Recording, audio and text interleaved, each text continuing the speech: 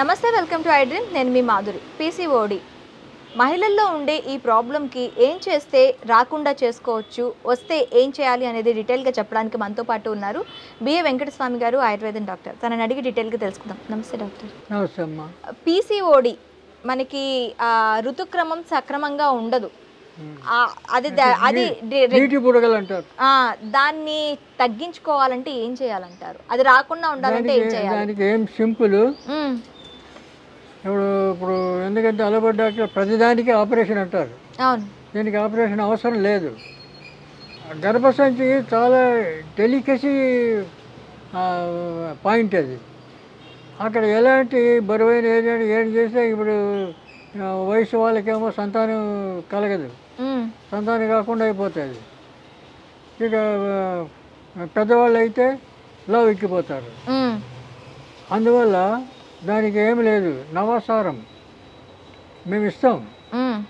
నవసారాన్ని దంచి, పచ్చి నవసారం దంచి అది నీళ్ళల్లో మసలబెట్టాలి.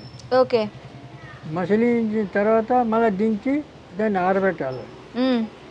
ఆరబెడితే శుద్ధి అవుతుంది, పొడి అవుతుంది. మళ్ళీ పొడి చేసి పెట్టుకోవాలి. ఆ పొడిని క్యాప్సూల్లో నింపి తినిపించాలి.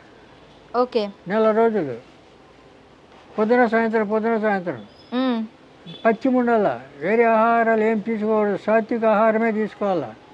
తర్వాత ఈ శనగలు, వంకాయ, ఈ గోంగూర ఇలాంటివి తినకూడదు.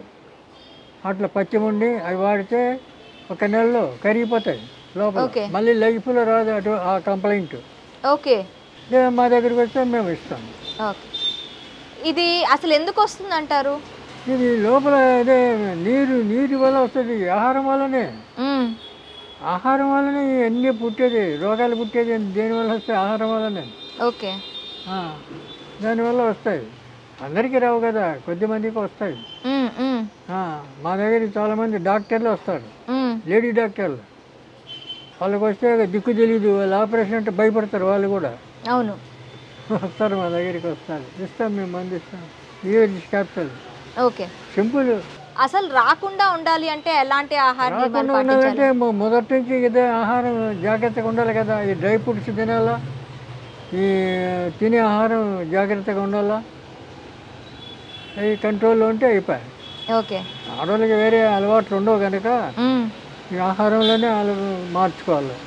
ఓకే, అదే చెప్తే ఏం లేదు. ఓకే గురుగారు, థ్యాంక్ యూ. నమస్కారం.